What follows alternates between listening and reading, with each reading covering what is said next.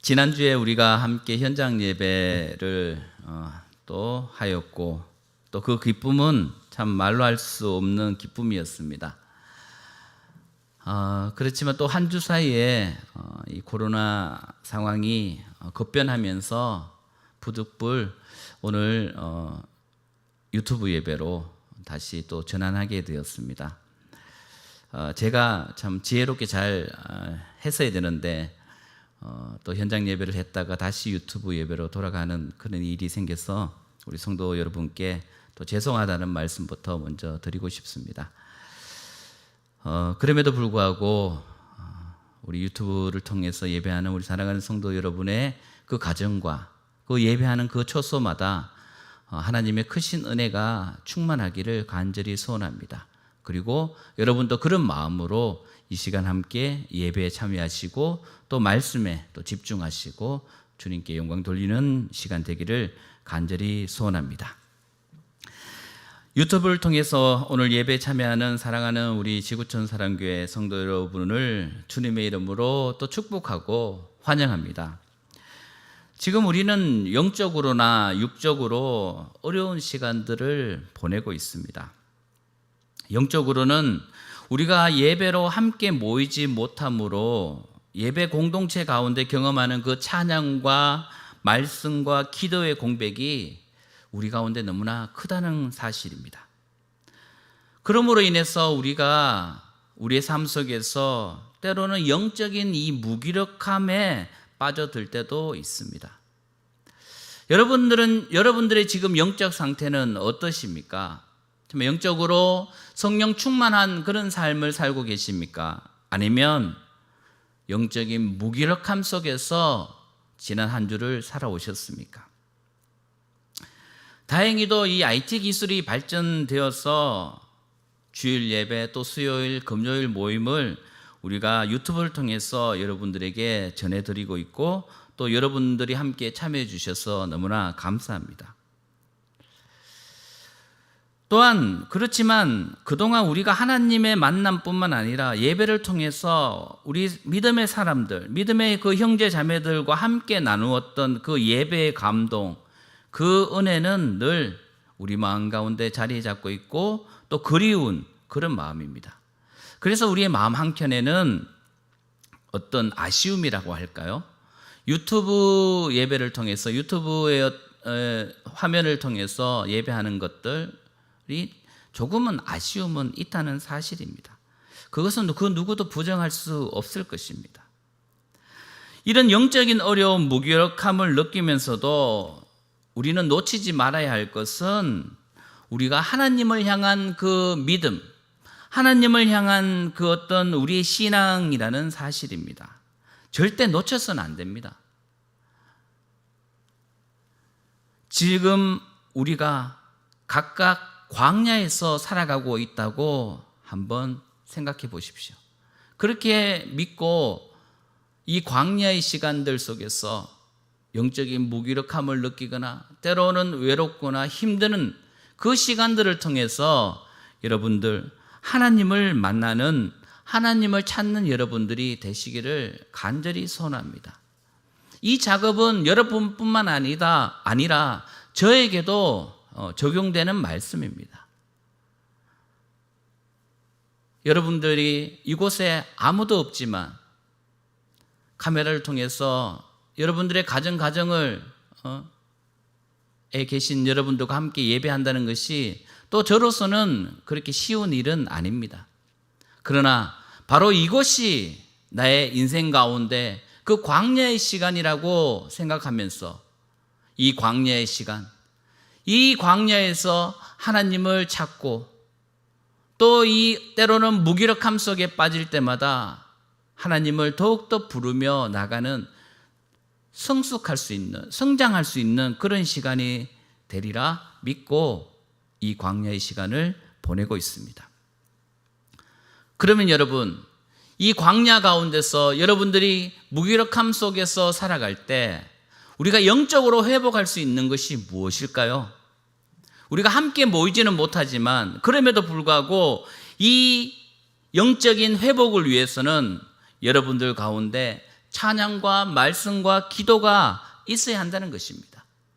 그 찬양과 말씀과 기도의 삶이 여러분들을 다시금 회복해 한다는 사실을 잊지 않으시기를 간절히 소원합니다. 그렇게 될 때 여러분 삶이 예배가 될 때 여러분들은 이 코로나 사태를 통해서 많이 어렵고 힘들지만 그럼에도 불구하고 우리의 영적인 부분만큼은 성숙하고 발전하고 성장할 수 있는 그런 절호의 찬스가 될 것이라고 저는 믿고 있습니다. 하나님을 찾고 예배의 삶을 한번 살아보십시오. 하루에 짧은 시간이라도 찬양과 말씀과 기도의 시간을 가져보시기를 간절히 소원합니다. 그때 영적인 어떤 충만함, 영적인 풍성함을 누리는 그런 경험들을 하게 되실 것입니다. 제가 이렇게 이 자리에서 여러분들에게 그렇게 하기를 원하고 있지만 결국은 여러분들이 선택해야 합니다. 나의 하루하루의 삶, 나의 순간순간 내 삶 속에서 하나님을 찾느냐, 아니면 세상 속에서 하나님을 바라보지 못하고 그저 무기력함 속에서 살아갈 것인가 라는 것은 여러분들의 선택입니다. 여러분, 주님을 찾는 그런 선택을 한번 해보시기를 간절히 소원합니다. 영적인 풍성함을 경험하게 될 것입니다. 또한 지금 우리가 겪고 있는 이 영적인 어려움과 동시에 육체적인 어려움을 우리가 경험하고 있습니다. 코로나 사태 이전 또 이후 우리의 육적인 어떤 삶은 많이 달라졌습니다. 또 지금도 달라지고 있습니다. 쉽게 이야기하면 예전보다 더 불편한 그런 육체적인 삶을 살아가고 있다는 것입니다. 이제 날씨가 더워집니다. 그럼에도 불구하고 우리는 늘 마스크를 착용하고 다녀야 합니다. 심지어는 이제 대중교통을 이용할 때도 사람들이 많이 모일 때 지하철에서는 마스크를 쓰지 않으면 지하철을 탈 수 없다고 합니다. 그만큼 우리의 삶이, 우리의 어떤 육체적인 삶이 제약을 받으면서 그렇게 살아가고 있다는 것입니다. 그리고 여러분들 운동 좋아하시지 않습니까? 뭐 야구나 축구, 이 스포츠를 또 구경하는 것들, 관람하는 것을 좋아하시는 분들도 많이 계실 것입니다. 그런데 지금 이 코로나 사태로 인하여 좋아하는 그 운동 경기를 직접 현장에서 볼 수 없는 그런 상황에 있다는 것입니다. 목청껏 소리 지르며 응원하는 그런 어떤 우리 육체적인 기쁨이 사라져 버렸습니다. 예전처럼 그렇게 누리지 못하는 시대를 살고 있습니다.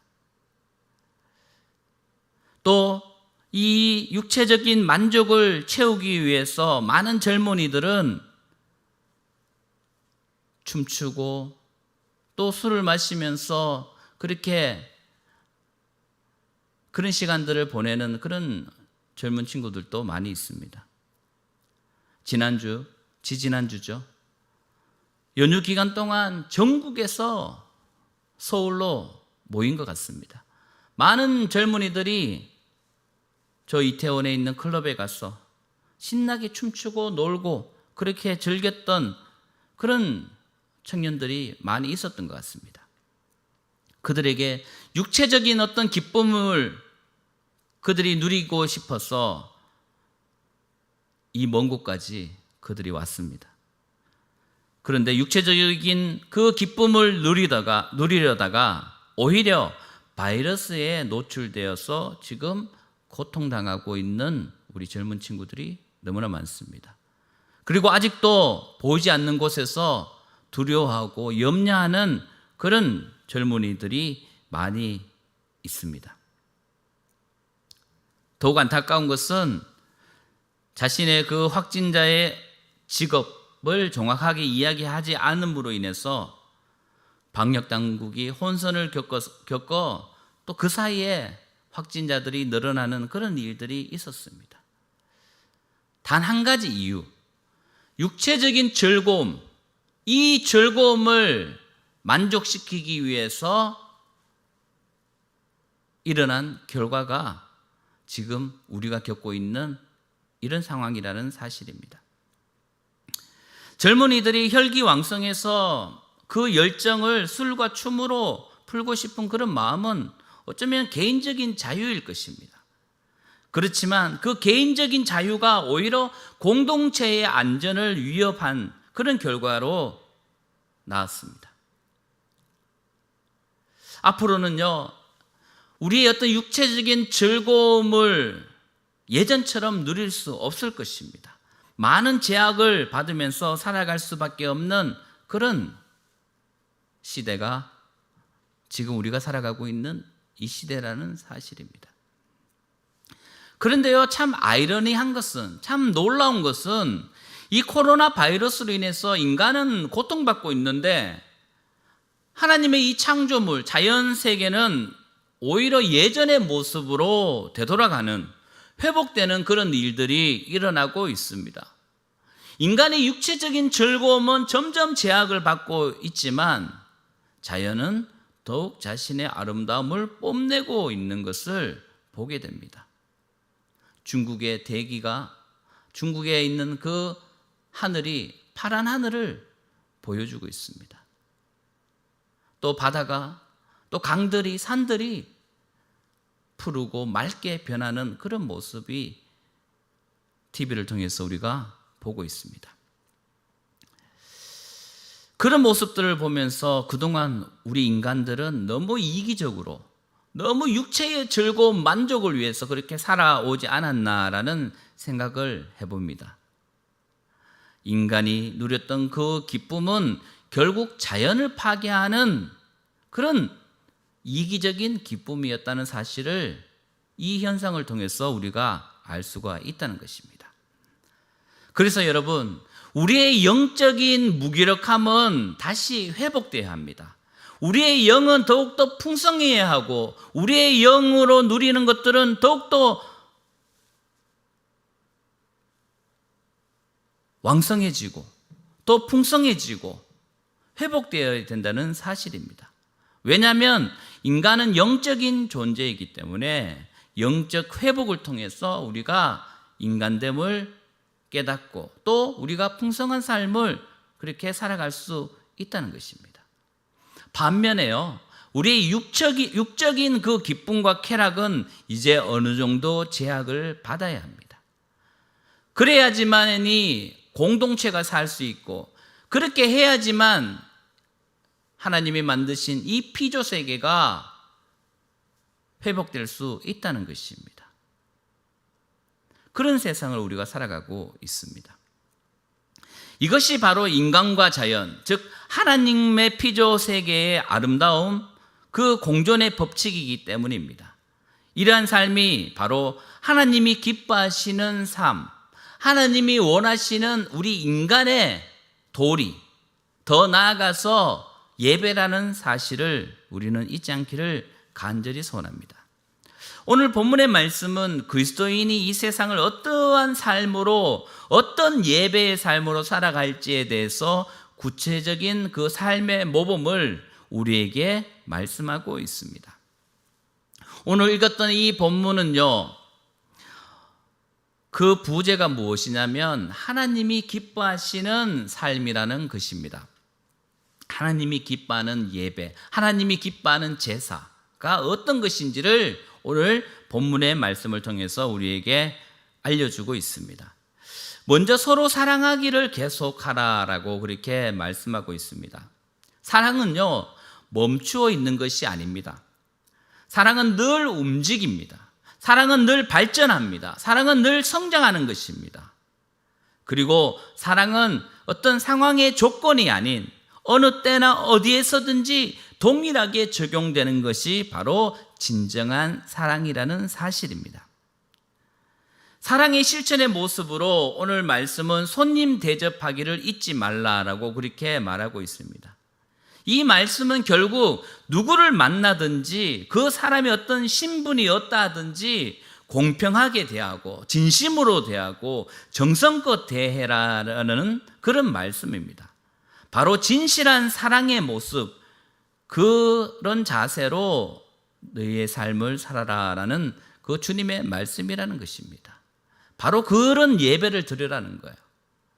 어떤 화려하고 좋은 어떤 장소에서 예배할 때는 진심으로 마음을 다해서 예배하다가, 또 작은 공동체, 또 볼품없는 어떤 공간에서 예배할 때는, 어떤 화려한 조명과 화려한 음악이 없는 곳에서 예배할 때는 그저 외면하는 그런 예배는 하나님이 기뻐하지 않는다는 것입니다. 그런 주님을 향한 사랑은 주님께서 받지 않는다는 사실을 우리가 잊지 않기를 간절히 소원합니다. 또한 우리 인간은요, 늘 사람들을 대할 때 어떤 기준으로 사람을 대하고 있습니까? 대부분 사람들은 먼저 외모를 보게 됩니다. 외모를 보면서 그 사람에게 내가 어떻게 대해야 될지 결정됩니다. 본능적인 것입니다. 그러나 성경은 사람을 대할 때, 나그네를 대할 때 늘 겸손하게 성심성의껏 대해주라고 그렇게 말씀하십니다.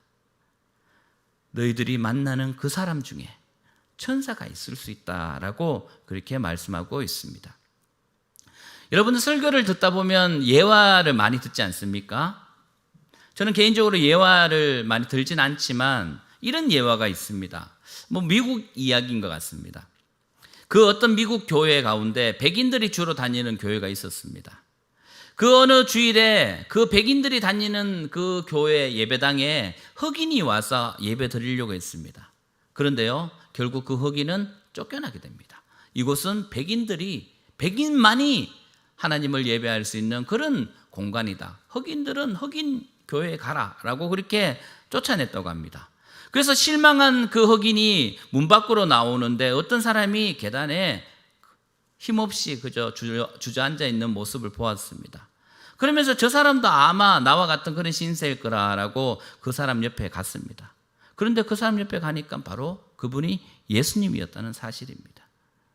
백인들이 그 우월함에 빠져서 자신들과 비슷한 사람, 자신들과 비슷한 수준의 사람들만 함께 예배하는 것이 예배라고 생각했던 것입니다. 그러나 그들이 대하는 그 많은 사람들, 또 그들이 쫓아낸 사람들 중에 바로 예수님이 있었다는 사실입니다. 그런 예배는 주님이 받지 않는다는 사실입니다. 또 외국에 있는 TV 프로그램에 이런 내용들이 있는 프로그램을 보았습니다. 회사에 최고 경영자가 있습니다. 그래서 그 최고 경영자 회장이 손님으로 가정해서 자신의 사업터에 가봅니다. 그래서 그 직원들이 손님을 어떻게 대하는지 한번 관찰해 봅니다. 그래서 그 사람을 귀찮게 하기도 하고, 또 그 회장은 좀 누추한 모습으로 그 사업장에 가서 직원들을 대합니다. 친절하게 손님을 맞이해 주는 사람에게는 큰 상을 주는 그런 프로그램인 것 같았습니다. 쉽지 않죠. 사람이라면 누구에게든 공평하게 친절하게 대하는 것은 어쩌면 불가능한 일일 수도 있다는 것입니다. 그러나 언제 어느 때에 천사가 나에게 와서 나의 도움을 받을 수 있다. 언제 얻을 때 정말 우리 회사의 회장님이 나에게 와서 나의 친절과 나의 도움을 인해서 그분이 기뻐할 수 있다는 이런 생각을 해보게 된다면 우리의 삶은요, 결코 그 누구에게도 소홀하게 대할 수 없다는 것입니다. 바로 이런 마음으로 우리가 살아갈 때 그것이 진정한 예배라는 것입니다. 교회에서, 세상에서 정말 동일한 모습으로 사람을 대하는 그런 나그네를 대하는 모습, 그 모습이, 서로 사랑하는 모습이, 서로 존중하는 모습이 바로 예배의 삶이라는 사실을 잊지 않으시기를 원합니다. 또 둘째로 예배 삶에 대해서 이렇게 말씀하고 있습니다. 갇힌 자들과 학대받는 자들을 생각하는 것이 하나님의 기뻐하시는 삶의 예배라고 말하고 있습니다. 바쁘고 힘든 우리의 인생, 참 만나는 사람마다 친절하게 대하는 것도 어쩌면 피곤한 일인데 어떻게 갇힌 자, 또 학대받는 그 사람들까지 생각해 주면서 그렇게 살 수 있을까라고 반문할 수 있습니다. 그러나 여러분, 우리는 갇히고 학대받는 사람들을 생각하고 그들의 아픔을 공감해 주는 그런 사람이 되어야 합니다. 왜냐하면요, 우리는 그리스도인이기 때문입니다. 우리는 예수님을 믿는, 예수님을 나의 주인으로 믿는 그런 그리스도인이기 때문에 주님이, 하나님이 우리를 사랑하셨듯이, 하나님이 우리의 아픔을 공감해 주셨듯이 우리도 그렇게 살아가야 한다는 사실입니다. 그것이 바로 예배라는 것입니다. 그래서 이제 내가 상대의 어떤 아픔을 공감해 주는 그런 훈련들, 그런 경험들을 우리가 많이 해야 할 것입니다. 그런데 인간은요, 자신의 아픔, 자신의 마음을 공감받기를 원하고 있습니다. 내 아픔을 공감해 주는 사람에게 너무나 고맙고 감사합니다. 또 공감해 주기를 간절히 원하고 있습니다. 공감하지 못하면 또 화가 나고 또 때로는 섭섭하고 그런 감정이 우리 인간에게 있습니다. 그러나 여러분, 우리의 마음을 공감해 주시는 분은 하나님이심을 여러분 인정하십시오. 그리고 우리는 이 땅에 갇힌 자들, 또 이 땅에 학대받는 자들, 무시당하는 자들, 힘든 자들의 마음을 좀 공감해 주는 그런 삶, 그것이 바로 예배의 삶이라는 사실입니다. 우리가 살다 보면 어떤 사건, 사고로 인해서 힘들어하는 사람들을 만나게 됩니다. 예를 들면요, 사랑하는 가족을 먼저 떠나보낸 그런 아픔을 가지고 있는 사람이 있다고 한번 가정해 봅시다. 그 아픔을 가지고 있는 사람의 그 아픔은요, 참 말할 수 없이 그렇게 힘들고 어려운 것일 것입니다. 그런데 어떤 사람은요, 그 아픔의 유효기간이 있다고 그렇게 생각하는 사람들이 있습니다. 그래서 이제 그만 아파하라고 그렇게 야단치고 훈계하는 사람도 있기도 합니다. 그런데 여러분, 아픔에 있어서 유효기간이 있겠습니까? 사랑하는 가족을 먼저 보낸 그 아픔이 유효기간이 있겠습니까? 절대 없을 것입니다. 위로는 받겠지만 그럼에도 불구하고 그 어떤 마음 가운데 말할 수 없는 그 아픔은 그 누구도 이해하지 못할 것입니다. 그 아픔을 공감해주는 그런 사람이 필요하다는 것입니다. 그 아픔을 공감해주고 함께 울어주는 그 삶이 바로 하나님이 원하시고 기뻐하시는 예배라는 사실입니다. 오늘 말씀처럼 너희도 함께 갇힌 자와 같이 갇힌 자를 생각하고 너희도 몸을 가졌은즉 즉 학대받는 자를 생각하라라는 이 말씀이 우리의 마음에 새겨지기를 원합니다. 우리도 그렇게 아픔을 당할 수 있고 우리도 그렇게 갇힐 수도 있기 때문에 육체를 가진 사람이기에 그런 갇히고 아프고 힘들어하는 그들을 우리가 먼저 안아줄 때, 공감해 줄 때 그것을 통하여 또 내가 어느 때에 위로받고 회복되는 그런 은혜가 분명히 있다는 사실입니다. 그래서 여러분, 우리는 이 공감 능력을 늘 키워야 할 것입니다. 아파하는 사람, 눈물 흘리는 사람들의 그 아픈 마음을 이해하는 그런 사람이 되어야 할 것입니다. 지금 이 땅 가운데 그런 사람이 얼마나 많습니까? 자식을 잃고 형제를 잃고 부모를 잃고 직장을 잃고 모든 것을 잃어버린 정말 눈물로 살아가는 그런 아파하는 사람들이 얼마나 많습니까? 그 사람의 아픔을 공감하지도 못할지언정 그들을 욕하는 그런 일들은 절대 없어야 할 것입니다. 그들은 아픕니다. 아프기 때문에 치료가 필요하고 아프기 때문에 위로가 필요한 것이지 그 아픈 그 상처에 소금을 뿌리는 그런 일들은 결코 없어야 할 것입니다. 그렇기 때문에 그리스도인들은, 예수 믿는 사람들은 그런 아파하는 자들을 더욱 품을 수 있는 그런 예배의 삶을 살아야 합니다. 세 번째로 오늘 말씀은 우리에게 우리의 삶의 예배는 모든 사람이 결혼을 귀히 여기는, 가정을 사랑하는, 침소를 더럽히지 않는 것이다 라고 그렇게 말하고 있습니다. 아내를, 남편을 사랑하고 존중하는, 또 다른 것에 남의 남자, 남의 아내, 남편을 탐하지 않는 그런 아름다운 가정을 세우러 가는 것이 얼마나 중요한 것인지, 그것이 예배라는 사실이 오늘 말씀은 우리에게 하고 있습니다. 참 세상 사람들은 그런 것 같습니다. 보통 아침에 TV 드라마가 주로 이 불륜을 다룬 그런 드라마들이 많이 있습니다. 또 뭐 막장 드라마라고 그렇게 말하기도 합니다. 근데 너무나 안타까운 것은 이런 드라마들을, 뭐 아침 드라마, 많은 사람들이 그것을 보면서 또 그것에 심취해 있고, 또 나도 그 주인공처럼 그렇게 한번 살아봤으면 하는 그런 상상도 많이 하는 것 같습니다.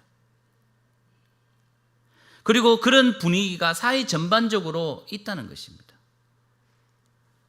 남편은 아내를 믿지 못하고 아내는 남편을 믿지 못하는 그런 세상이 지금 우리가 살아가고 있는 이런 세상입니다. 여러분, 가정을 파괴하는 그런 일들은 결코 없어야 합니다. 아내를 사랑하지 못하고 남편을 사랑하지 못하고 다른 것에 마음을 두는 그런 일들은 결코 없어야 하는 것입니다. 그런데요, 이 불륜을 일삼는 사람들은요, 이런 생각을 합니다. 내가 하는 이 사랑은 로맨스고, 나의 배우자가 다른 사람을 사랑하는 것은 불륜이라고 그렇게 생각합니다. 둘 다 잘못된 것이죠. 자기가 하는 사랑은 아름다운 순수한 사랑이라고 이야기합니다. 그런 착각을 하고 있습니다. 결코 이런 일들은 하나님이 보시기에 기뻐하지 아니하시고 하나님이 보시기에 심판을 받을 것이다 라고 그렇게 말하고 있습니다. 여러분, 우리 모두가 가정을 건강하게 아름답게 세워가시기를 간절히 소원합니다. 이런 엄난하고 이 간음의 그런 생각들과 그런 문화들이 교회 안에는 결코 들어와서는 안 된다는 사실을 여러분들 잊지 않기를 간절히 소원합니다. 그렇게 아름다운 가정을 세워가는 것이 바로 우리의 예배라는 사실을 오늘 주님은 말씀하고 있습니다. 마지막 네 번째입니다. 우리의 삶의 예배는 돈을 사랑하지 말고 있는 것에, 있는 바를 족한 줄로 그렇게 아는 것이 하나님이 기뻐하는 우리의 삶의 예배라는 사실입니다. 우리는 우리는 돈보다는 하나님을 사랑하는 그런 사람이 되어야 합니다. 그러나 많은 사람들은 때로는 하나님보다 돈을 더 사랑하는 그런 삶을 살기도 합니다. 디모데전서 6장 10절은 이렇게 말씀하고 있습니다. 돈을 사랑함이 일만 악의 뿌리가 되나니 이것을 탐내는 자들은 미혹을 받아 믿음에서 떠나 많은 근심으로써 자기를 찔렀도다 라고 말씀하고 있습니다. 돈을 사랑하는 것은 모든 악의 뿌리가 된다고 말씀하고 있습니다. 그렇기 때문에 돈을 사랑하면 안 된다는 거예요. 하나님을 믿는 우리들은 선한 것을 쫓아 선한 삶을 살아야 하는데, 모든 일만하게 그 악의 뿌리가 되는 그 돈을 사랑하게 되면 우리의 믿음은 점점 식어지고 믿음에서 떠나서 근심 속에서 스스로를 멸망케 하는 그런 삶을 살아갈 수 있다는 것입니다. 여러분들에게 돈은 어떤 존재입니까? 물론 살아가는데 꼭 돈은 필요합니다. 저도 마찬가지고 여러분들도 마찬가지일 것입니다. 이것은 그 누구도 부정할 수 없습니다. 그런데요, 자칫 잘못 돈을 더 사랑하게 되면 불행해진다는 것입니다. 우리가 필요한 것, 먹고 싶은 것들, 그런 것이 있을 때, 입고 싶은 것이 있을 때 돈이 있어야 합니다. 그리고 그 필요를 채워갈 때 우리는 작은 행복함을 느끼게 됩니다. 이 돈은요, 내가 행복함을 느끼게 하는, 내 어떤 육체를 만족해 하는 수단, 도구이지, 이 돈을 나의 영혼보다, 세상 그 어떤 것보다 더 사랑하게 되면 스스로 멸망당하는 일을 경험하게 된다는 것입니다.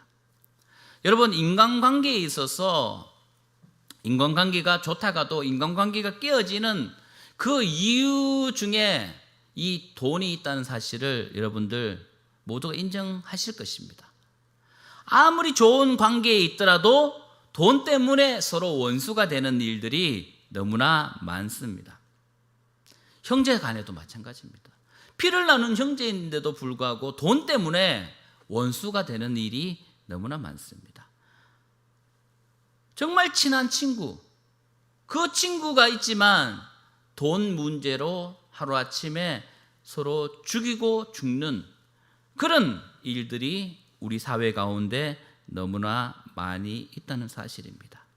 돈 때문에 망하고 돈 때문에 불행해지는 일들이 있습니다.